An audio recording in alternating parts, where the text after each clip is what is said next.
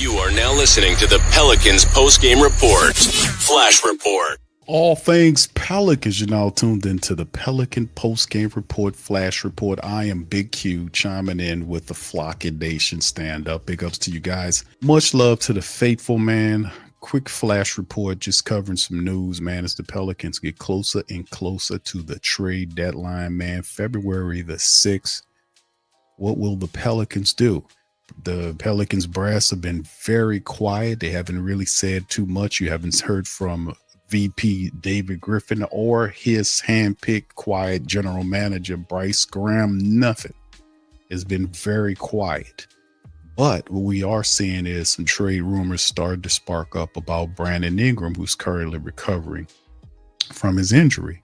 Some reports by various insiders are saying that Brandon Ingram could be playing before the trade deadline. Some say he won't be ready until after the trade deadline or right up to it. A lot of conflicting reports. But anyway, let's hit some of this up as NBA insider Pelicans are going to make a major move amid Brandon Ingram buzz. This is coming from Bleacher Report, and it speaks about some of it. Let's cover it here. Pelicans are, quote, going to make a major trade, end quote, amid questions regarding Brandon Ingram's future with the team. Now, this is according to ESPN's Bobby Marks. Pelicans are all but out of playoff contention while sitting more than $2 million above the tax. The luxury tax, according to Sportrack, as Mark puts it, they have not finished the season over the tax in franchise history and will not do so this year, especially in the lottery. Marks named Daniel Tice, Javonte Green, and Jeremiah Robinson Earl as trade candidates who outgoing salary will lower the Pelicans below the tax. The Pelicans could alternately deal Ingram, who is making the $36 million on an expiring contract, and take back $34 million or less in return in order to dip below the tax, Marks noted. Now, Ingram's future, could ultimately, with the Pelicans continues to be in flux, according to Bobby Marks, as he prepares to miss his 23rd straight game since suffering a left ankle sprain back on December the 7th. Also, Marks and Tim McMahon reported for ESPN in December that Pelicans were prioritizing finding a trade destination for Ingram after extension talks reportedly fizzled. However, Jake Fisher recently reported for the Steinline that the Pelicans still remain open to re-signing Ingram this summer. Even if the Pelicans do not believe they will be able to find a common ground with Ingram's camp this summer, however, his potential limited trade market could get in the way of New Orleans landing the deal.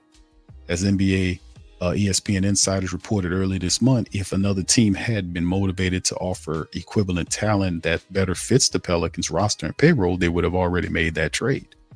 Even if Ingram sticks around in New Orleans past the trade deadline, the Pelicans will likely be making another move in order to dip below the tax and the associated penalties. The team is down to just 9 more days to figure out exactly what that deal would look like. And that's some of the stuff right here dealing with Brandon Ingram.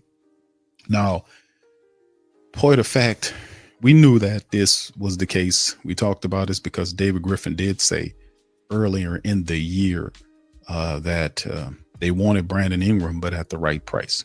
He also said that they were looking to trade Brandon Ingram because, quote, at the end of the season, he had seen enough of the current arrangement of players. Zion and BI during the time frame they've been here. The team did draft Trey Murphy, and Trey Murphy has developed in something of a budding star. He's, of how his talent, he's not just a stand on the line shooter, stand in the corner shooter. He's developed his game. He finishes aggressively at the rack. He does a lot of positive things, and he's no longer a stand and shoot guy. He's arrived. The Pelicans have given him a nice contract, and he's the future along with Zion Williamson. So where does that place Brandon Ingram with that forked tongue language that the Pelicans were throwing out there? It'll be interesting to see how all this developed. But like you said, we got less than 2 weeks before the trade deadline of February the 6th hits, and it's going to be very interesting to be honest with you. Shout out to brother Terry Kimball, who also reported on the Raptors. He also talked about the Raptors looking at this $158 million star. And the report suggests Toronto may be interested in the Pelicans star. Let's see what he's talking about. As the trade deadline approaches, Pelicans are among those expected to be active during this time. They sit 12-35. With their playoff hopes all but gone, they now focus on making the best possible moves to ensure stability of the future. One of the moves is getting rid of Brandon Ingram, right? Trading him. He'll be unrestricted. The market has been quiet for Ingram leading up to the deadline, but a new potential suitor rumored to be interested in the former number 2 pick overall, as Mark Stein talked about, the Toronto Raptors. Could that be it? It remains to be seen whether the Raptors become more than where Ingram is concerned, but the mere suggestion of potential Raptors interest is most significant development in weeks when it comes down to New Orleans forward, who earned his lone All-Star berth during the 1920 season, interrupted by the C19 stuff. Now, Stein continues to say that the Raptors forward Scotty Barnes is the centerpiece and looks to pair a star next to him. Barnes became an All-Star for the first time in his career last season and is off to another solid year. The Raptors, though, likewise believed to be actively searching for players to expand on core that features Random Eastern Conference Player of the Week. Scotty Barnes is the centerpiece. So Sportsnet colleague Mark Grange put in the story he wrote last week, Toronto is said to be looking for significant piece to pair with Barnes. So could it be Brandon Ingram here, man? Could it be? Meanwhile, there remains injury concern from Ingram, who has been out since December the 7th. So what's going on with that? So what would a trade package look like for the Raptors to go along with that? What would you take? Now, the crazy part, we just played the Raptors and they beat us. What would be a satisfying trade for you guys? Y'all put it in the comment section and let me know if the Raptors are a trade partner. What would you take? They're not giving up Scotty Barnes. What would you take? And it has to make sense contract wise. What would you take back from the Raptors? What makes sense to you? Y'all put it in the comment section. Let me know. All right, let's move on to more news in this flash report. Pelicans announced ticket information for home games affected by the snow game. Remember that?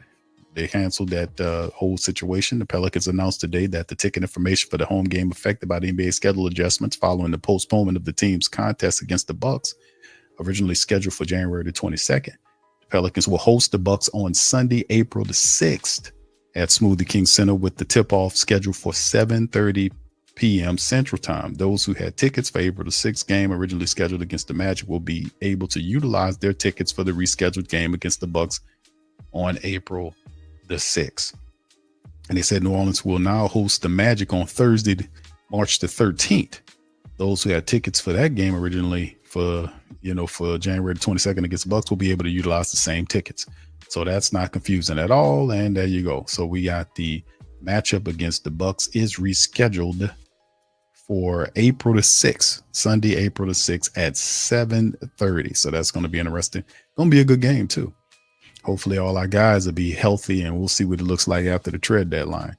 All right. Now some more good news to talk about. How about our guy Yves, man? Shout out to Yves Missi, selected to compete in the 2025 Castrol Rising Stars game, right?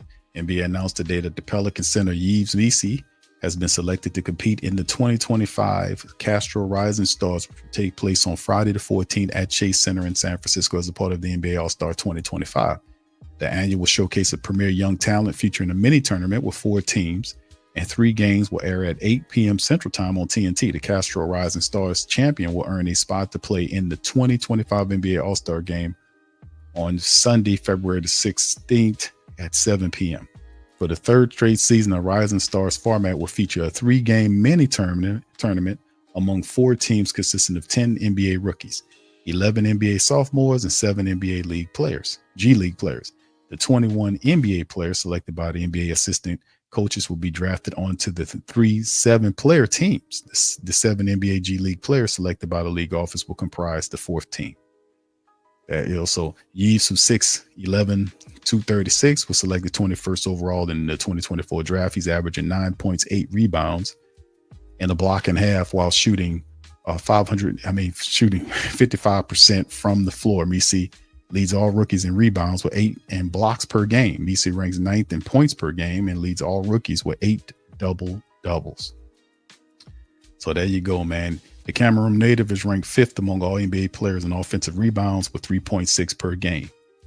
So Mies became the 12th player in New Orleans franchise history to participate in the Rookie Challenge, joining Chris Paul, Anthony Davis, Buddy Hield, NAW, Nicole Melli, Zion, Herb, Jose, Trey, Dyson, and Jordan Hawkins. So Yves is on the way, man. So it's good to see him getting that opportunity, man. That is a bright spot in a dark season, Yves Missi.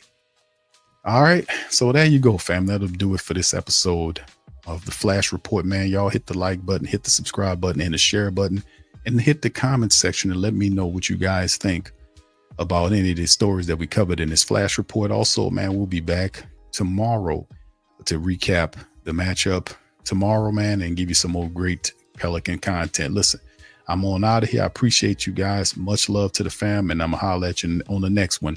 Much love. Go Pels. Peace.